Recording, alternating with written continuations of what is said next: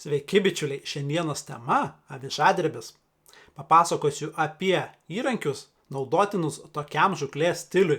Tai yra apie kotus, rites, pagrindinius valus, žinoma masalus, pačias avižas, įvairias dėžutės smulkmenoms laikyti. Na ir baigsiu šį video papasakodamas apie įvairius pateikimo būdus skirtingoms žuvų rūšims. Na ir viliuosi, kad šis video taps savotišku katekizmu, kas liečia avižadrebį. Na ir sugrįžę ir norėdami pažiūrėti šį video tarsi ir po metų, išmoksite kažką naujo. Tai ką, pradedam?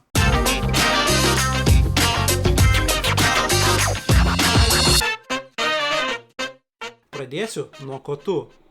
Taigi, norint sėkmingai meškerioti avižadrebiu, būtina tinkamai pasirinkti kotą. Na ir tinkamas kotas būtų toks, kur deklaruojama gramatūra būtų nuo 0 arba 1/10, 2/10, 3/10 gramo iki 3 gramų maksimum.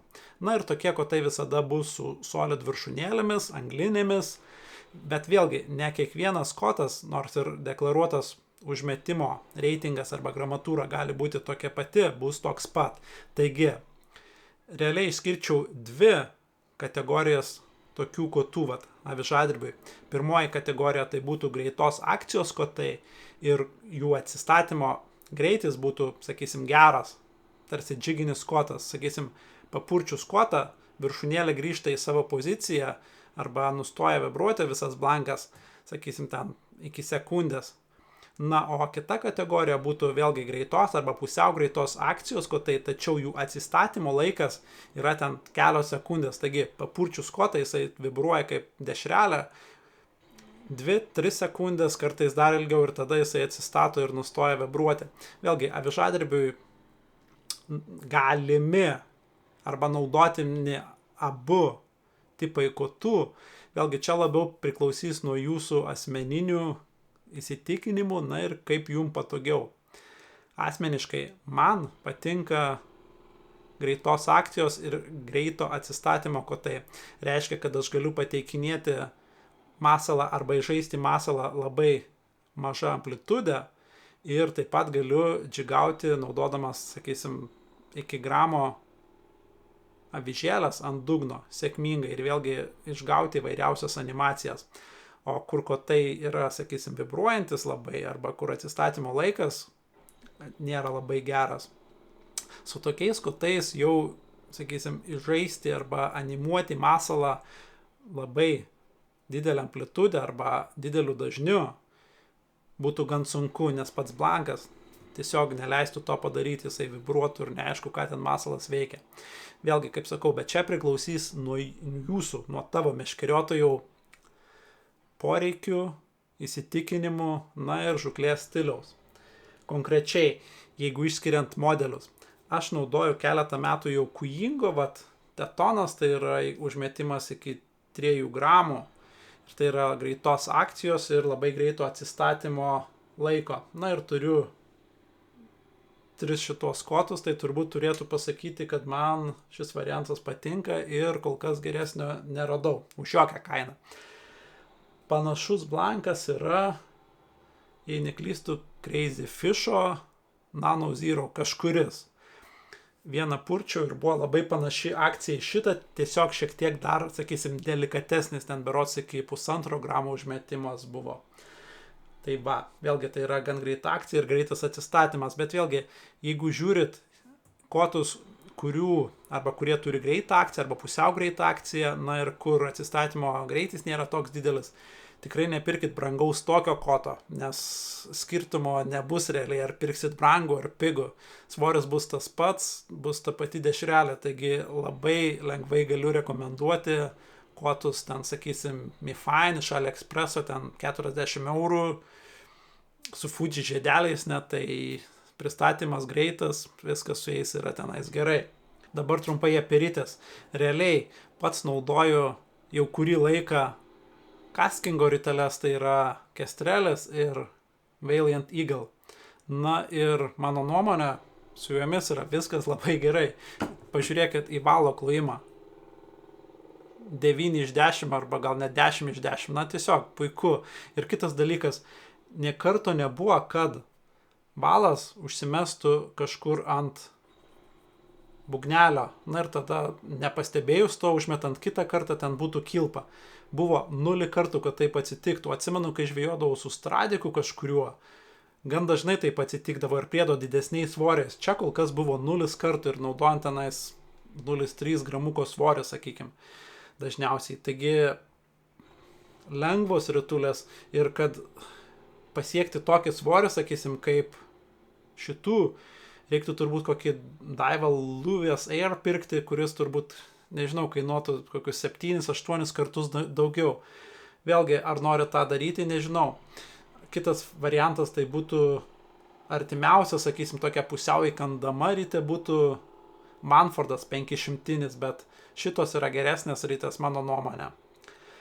Jeigu pirksit Manfordą didesnį, kuris jau suksis geriau, sakysim, bus tolygesnė šiek tiek eiga, jau labai gerai eiga, bet vėlgi ten bus rytė, kuris vers ten 155 gramus, na ir uždėjus ant kotuko, kuris sveria ten 40-50 gramų, jau ta tokia rytė, mano nuomonė, atrodys kaip mėsmalė.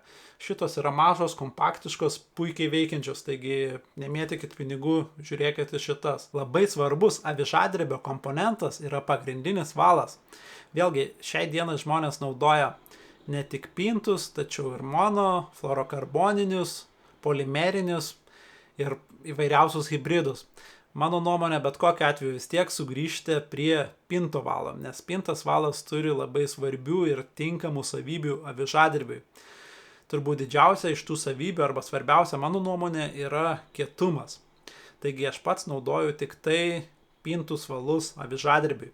Na ir šiai minutiai galiu rekomenduoti ir pasakyti, kad naudoju 2.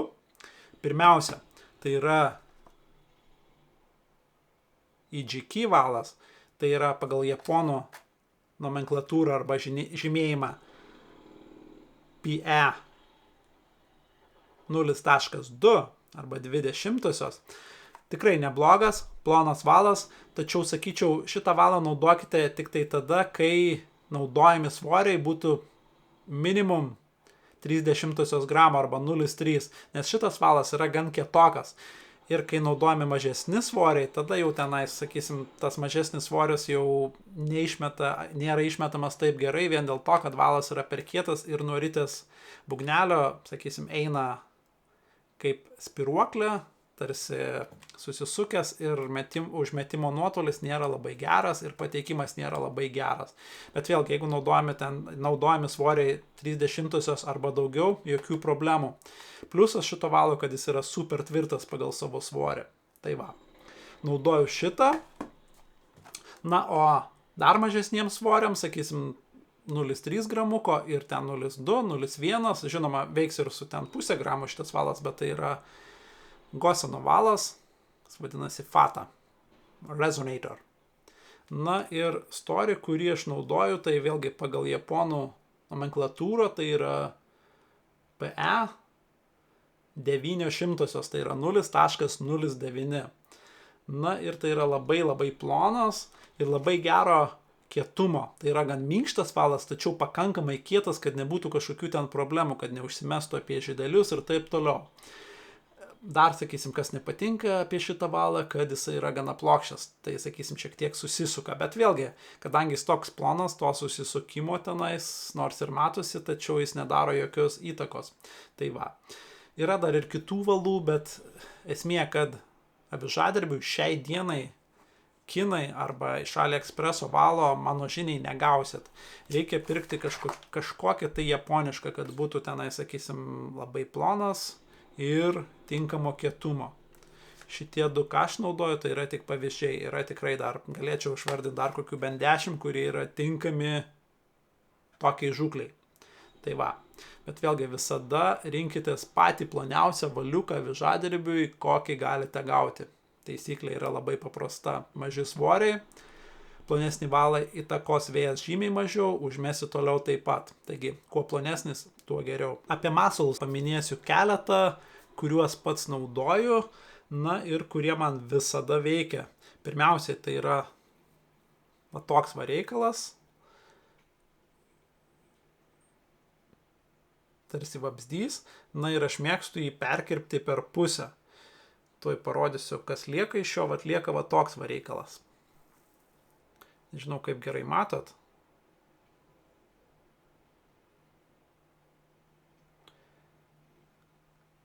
Ant tokio masalo sugausit viską. Kuoją, raudę, karšį, aukšlę, jau nekalbu apie ešeriukus, žinoma čia.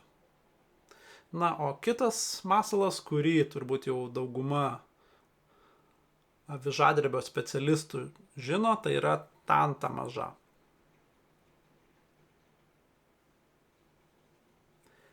Bendru atveju pats naudoju masalus avižadrebiui, kurie yra 2 cm arba trumpesni.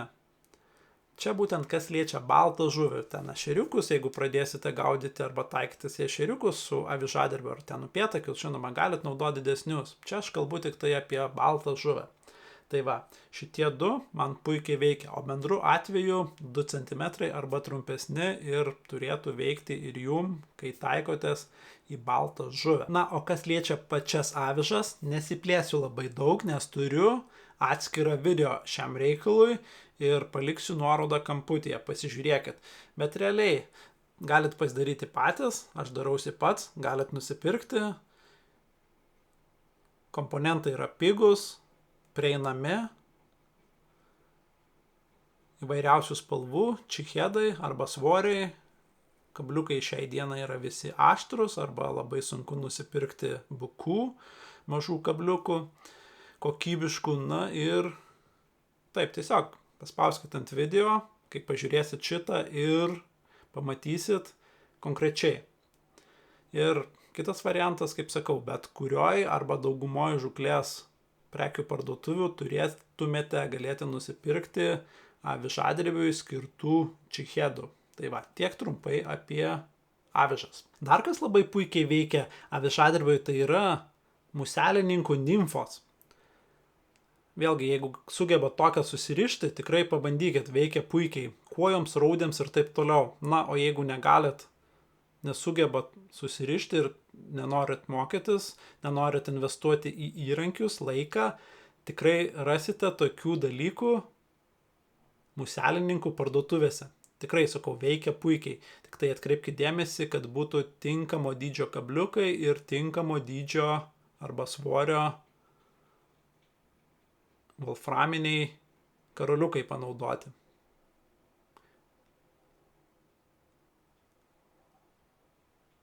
Labai daug kuojų gražių sugavęs, raudžių ir taip toliau ant tokių ir panašių muselių. Tikrai veikia puikiai, labai dažnai geriau negu silikoniniai masalai. Tiek apie masalus ir čichedus. Dar vienas labai svarbus niuansas, kai taikomas į baltą žuvį dirbtiniais masalais, yra pavadėlio, plono pavadėlio naudojimas. Pats naudoju realiai 2 storius, tai būtų 10 arba 800 diametro. Kaip sakau, tai yra super svarbu. Na ir kuo plonesnį pavadėlį naudosite, tuo daugiau kibimų sulauksite ir labai dažnai tuo didesnis bus žuvies vidurkis, baltos žuvies vidurkis. Čia nekalbu apie ešeriukus. Vėlgi, bet kuo plonesnį valą naudosit, tuo daugiau ir ešeriukų sugausit. Esmė yra paprasta, sakysim, kai žvejodavau varžybose, kuoja, sakysim, na ir gyvais masalais ten, musės lervomis ir panašiai. Esmė būdavo visada ta pati, kuo plonesnius pavadėlius naudodavau ir kuo mažesnius kabliukus naudodavau, tuo daugiau kibimų sulaukdavau. Ir lygiai tas pats galioja ir naudojant, sakysim, dirbtinius masalus, sakyčiau, tai yra dar svarbiau negu naudojant gyvus masalus. Tai va, visada naudokit plonus pavadėlius. Ir mano nuomonė, fluorokarboniniai pavadėliai, tai nėra, kad žuvis nematytų jų, bet jie, sakysim, norit sutikit, norit ne, bet mano nuomonė yra mažiau matomi žuviai negu, sakysim, monofilamentiniai pavadėliai. Tai kodėl nenaudoti jų, nors, žinoma, iš kitos pusės jie yra brangesni. Bet vėlgi, diametras yra labai svarbu. Taigi, jeigu naudojat ploną ir fluorokarboninį, sulauksit daugiau kibimų. Tai yra faktas. Dar vienas dalykas, į kurį būtinai rekomenduočiau atkreipti dėmesį, tai yra visų smulkmenų laikymas. Na ir pats naudoju va tokio dydžio dėžutę.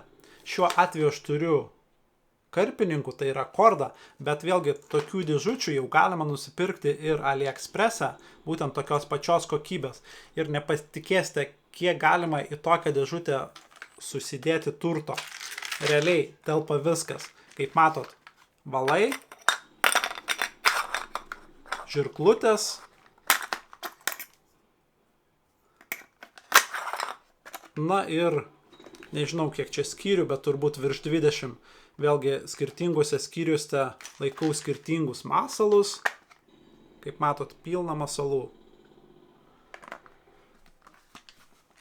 Taip pat čia laikau šituose skyriuose avižas, mikromuseles.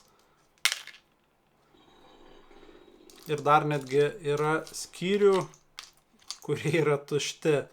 Kaip sakau, tai netrodo didelė dėžutė, bet masalų ir smulkmenų kiekis, kurį galima sutalpinti šią dėžutę, yra nerealus. Jeigu viską išimčiau, tai būtų tiesiog saujos reikalų.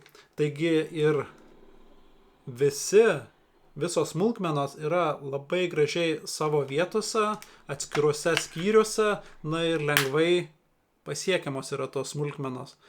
Ir kadangi tų skyrių yra tiek daug, nors jie nėra didžiuliai, bet vėlgi čia mes kalbam apie mikromasalus, mikrodžichedus, mikrokabliukus ir taip toliau. Taigi tokio dydžio laisvai užtenka mano poreikiams. Ir šitą dėžutę naudoju ne tik tai avižadrebiui, bet vėlgi upėtakiams. Turiu, sakysim, čia skyriui ir didesnių masalų, va tokių va. Ir jie puikiai telpa. Ir kaip sakau, dar yra ir laisvų skyrių. Ir čia dar, jeigu reikia, galiu įsimesti storesnio valo. Keletą špulių. Ir pati dėžutė yra vėlgi su magnetais. Nereikia ten kažkokių tai sklendžių uždarinėti, kurios gali sulūžti. Čia yra viskas su magnetais, užsidaro, neatsidaro. Tai va, būtinai investuokite į šitą, jeigu galvojate rimtai užsimti avižaderbiu. Tokia vat mano rekomendacija. Dar vienas dalykas, apie kurį nepakalbėjau, kas liečia vat įrankius, tai yra kažkoks tai graibštas. Vėlgi, naudodami mažus masalus, kartais sulauksite to bonusinės žuvies kibimo. Ir vėlgi, turint, kad ir nedidelį graibštą, galėsite tą žuvį ištraukti sėkmingai. Vėlgi, nepamirškit, kad naudodami bus super ploni valai, super ploni pavadėliai ir taip toliau. Taigi ten apie kažkokius kėlimus per jėgą net negali būti kalbos, tiesiog trūks. O vat nuvarginus per kurį laiką žuvį, kad ir ten didelį ešerį, karšį, lyną kokį, tiesiog negalėsite jo paimti. O vat jei turėsite kažkokį nors ir kompaktišką graibštelę, labai dažnai surasite vietą, kur bus galima prieiti prie vandens, gan arti ir pasemti tą žuvį. Ir tai gali būti jūsų, sakysim, žuklės aukščiausias momentas, kai užkibo bonusinė žuvis ir sėkmingai ją nuvarginot ir ištraukėt. Būtinai investuokite ir į kompaktišką graibštą. Bent jau aš visada jį nešiojusi su savim. Nors ir tikiuosi sugauti tik tai mažas kuojeles. Bonusas, nežinai, kada gali išlysti, dėl to jis ir bonusas. Tai va, tiek apie įrankius. Na ir pabaigsiu šį video kalbėdamas apie pateikimą. Masalo pateikimą, avižos pateikimą. Na ir iš praktikos esu suradęs 2 pateikimo būdus 2 skirtingoms žuvų grupėms, matyt, reiktų sakyti. Pirmiausia, tai yra greitos žuvis, tai yra kuojos, raudės, aukšlės, šapaliukai ir panašiai, strepečiai. Na ir man labiausiai pasiteisinęs pateikimo būdas yra toks, kai leidži skęsti masalų šiek tiek. Tai vad, sakysi, masaliuką purtai, tada leidži jam skęsti ir kibimas būna ant to skendimo. Vėlgi, kiek laiko skęsti, čia priklausys nuo gylio, situacijos, ten vėjo, srovės ir taip toliau. Bet šitoms žuvų rūšims tas skendimas yra labai svarbu, esu pastebėjęs, visada kimba, bent jau man, tos greitesnės žuvų rūšės, kai masalas skęsta. Tai va, žodžiu, purtai, leidi skęst, sekundę dvi, vėl purtai, vėl leidi skęst. Tai va toks yra pateikimas greitoms žuvų rūšims, kuris man visada veikia. Išbandykit. Dabar antra grupė žuvų ir geriausias pateikimas, ką esu suradęs. Ir tai yra lėto žuvų rūšis, tai yra tokios rūšis kaip karšiai, linai. Na ir šitoms žuvų rūšims jos jau masalo nesivaikys, jeigu jis ten skęs ar kils, labai retai sulauksit kibimo, esu pastebėjęs. Realiai, kibimo sulaukiama tada, kai karšis ar linas plaukia viena kryptim ir masalas yra pateikiamas realiai prieš jų nosį. Ir masalas ir žuvis turi plaukti tą pačią kryptim. Ir masalas negali skęsti ir kilti, žodžiu, užmeti ir virpinį, sukdamas ritės rankenėlę tolygiai ir virpinį viršūnėlę. Ir vat, sakysim, tas karšis, pamatęs, kad kažkas virpa vienodame gylyje ir kas yra lengvai pasiekiama, tiesiog toks kaip ir oportunistinis kibimas, bet tiesiog tai visada veikia. Esu labai daug karšių sugavęs, tiesiog matydamas, kaip jie reaguoja į masalą skaidriam vandenį. Jeigu masalas keičia gylį, tie karšiai tiesiog arba ignoruoja, arba išsigąsta, bet jeigu masalas yra pateikiamas tokia pačiam gylį, kokiame žuvis, ir masalas yra pravedinėjimas tą pačią kryptim, kaip karšis arba lynas plaukia, beveik garantuotai sulauksit kibimo. Aš žinau, kad realioje situacijoje labai sunku įvertinti, kur tas karšis ten plaukia, kai jo nematot, bet vėlgi pateikimas turėtų būti toks pat. Ir bendru atveju, sakysim, ten pusmetris nuo dugno, jeigu gali tokį pateikimą, nekeičiant gylio nuo dugno, sakysim, išgauti kiekvieno užmetimo metu, kur yra karšių, labai didelė tikimybė, kad sugausit tų karšių. Taigi, pasikartosiu dar kartelį. Karšis plaukia ten, jūs užmeta taip, kad masalas irgi plauktų ten. Taigi masalas čia, karšis atplaukia ir griebia. Tai va, tik tai toks pateikimas veikia užtikrintai dideliai žuviai. Tai va, matyt, pakalbėjau apie viską, ką norėjau pasakyti. Nesigavo šis video labai trumpas, bet yra kaip yra. Ir prieš pasakydamas iki dar gal užsiminsiu, kad daugumą produktų, visus turbūt produktus, išskyrus valus, galite įsigyti už geras kainas AliExpress'ą, jeigu nesugebat arba nerandate tų įrankių vietinėse žūklės parduotuvėse. Sakau, ritės, dėžutės, seteliai, kotai, viską galite įsigyti AliExpress'e. Na ir paliksiu nuorodas apačioj. Pasižiūrėkit, paskaitykit kitų meškeriotojų atsiliepimus, bus noro, patiks, įsigykit. Tai tiek. Dėkui, kad žiūrėjot ir susitiksim kitose laidose. Iki.